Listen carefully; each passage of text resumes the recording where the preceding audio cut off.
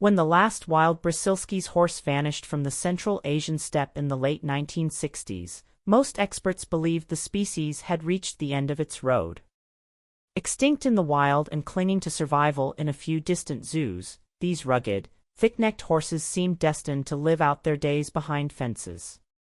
But then, decades later, they released a herd of these near-extinct horses into China's desert. What happened next shocked biologists from all over the world. Path to extinction. The Brusilski's horse or Equus pruszelski has long held a unique status in the animal kingdom as the last truly wild horse species on Earth. Unlike feral horses such as the Mustang which descended from domesticated ancestors, this horse has never been domesticated. Its native range historically extended across the steppes of Central Asia, especially in modern-day Mongolia and parts of northern China. These horses are genetically and physically distinct from domestic horses. They have a stocky build, a thick neck, shorter legs, a large head, a stiff upright mane, and notably lack the forelock that domestic breeds have. This physical robustness was well suited to the harsh arid conditions of the Central Asian plains where seasonal extremes and minimal vegetation define survival. The horse was first brought to scientific attention by Russian geographer and explorer Nikolai Mikhailovich Powolsky during an expedition to Mongolia in the late 1870s. Although the local people, including Mongolian nomads, were well acquainted with these animals, it was he who collected the first physical specimen that led to the species' formal scientific description. In 1881, the species was named in his honor. This scientific recognition began to draw global interest to the animal even as its numbers in the wild began to dwindle. The decline of the horse was precipitated by a confluence of anthropogenic and natural factors. Human expansion into Central Asia in the early 20th century brought about increasing competition between wildlife and domesticated livestock, particularly sheep, goats, and camels. This led to overgrazing of the natural grasslands, thereby reducing the food available to wild species. Horses, already slow to reproduce and requiring vast ranges for grazing, struggled to compete. Overhunting, sometimes for meat, more often for sport or capture, also played a significant role. The horses were pursued relentlessly by trophy hunters and specimen collectors from Europe and Russia, further diminishing their already shrinking population. Additionally, the introduction of firearms, motorized transport, and more sophisticated hunting techniques in the early 1900s allowed humans to access and exploit even the most remote habitats. The cumulative stress of hunting pressure and habitat loss was exacerbated by extreme winters, locally known as zuds, which periodically devastate steppe ecosystems. During these events, heavy snow, freezing temperatures, and icy conditions prevent animals from accessing grass, leading to mass starvation. Horses, with no food reserves and little human intervention at the time, were especially vulnerable.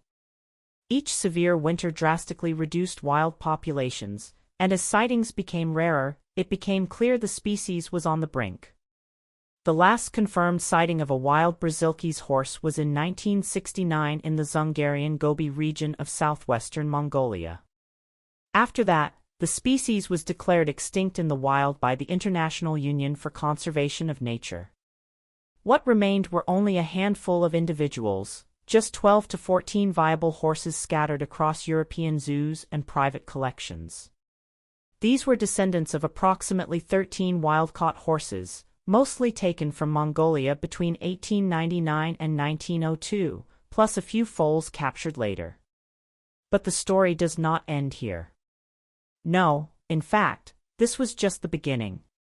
International Captive Breeding Program. The foundation of modern horse herds lies in the work of a few dedicated institutions, breeders, and conservationists. Key individuals such as Dr. Emanuel Amore of Germany and Dr. Christian Schroeder of the Munich Zoo were instrumental in the early decades of the 20th century in tracing the pedigrees of captive individuals and identifying the remaining genetically pure horses, those not hybridized with domestic horses, which had occurred in some facilities.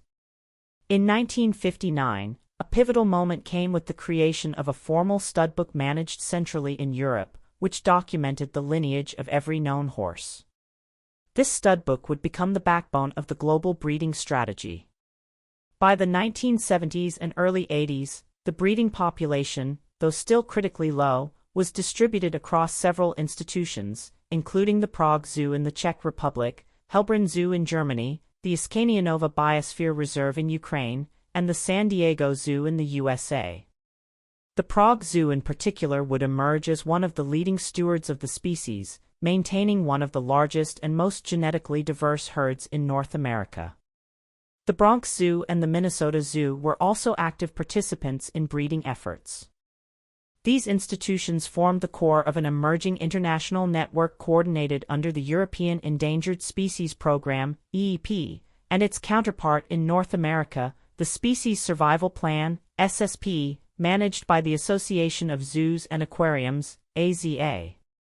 Under these frameworks, breeding recommendations were issued based on genetic assessments to maximize heterozygosity and minimize inbreeding depression. Genetic material, both live animals and semen, was exchanged between facilities to preserve diversity across continents. One of the most notable scientific contributions during this period was the use of artificial insemination and later embryo transfer to enable the reproduction of genetically valuable individuals without physical relocation. This was especially important for aging stallions or for pairing individuals that were not compatible. As early as the 1980s, scientists began using cryopreservation to store semen from genetically rare stallions. These techniques allowed conservationists to manage reproduction across distance and time, bypassing logistical constraints that would otherwise limit pairings. Throughout the 1980s and 1990s, these combined efforts began to show results. The captive population grew steadily. In 1985, the global number of Brazilski's horses was still under 400. By 1990, that number had risen to over 750 individuals. By 2000, the number exceeded 1,200 with a genetically managed population spread across Europe, North America, Australia, Russia, China, and Mongolia. More than 95% of these horses could trace their lineage back to 13 wild founders, with an even smaller number, around 7 to 8 individuals, contributing the bulk of the genetic material. This meant that the species was still genetically bottlenecked, but careful pairing and controlled breeding kept the inbreeding coefficient from rising too quickly. During this time, specialized breeding centers were developed with the sole aim of preparing horses for eventual reintroduction. One such was the Levet Reserve in southern France, managed by the Association TAKH, founded in 1990.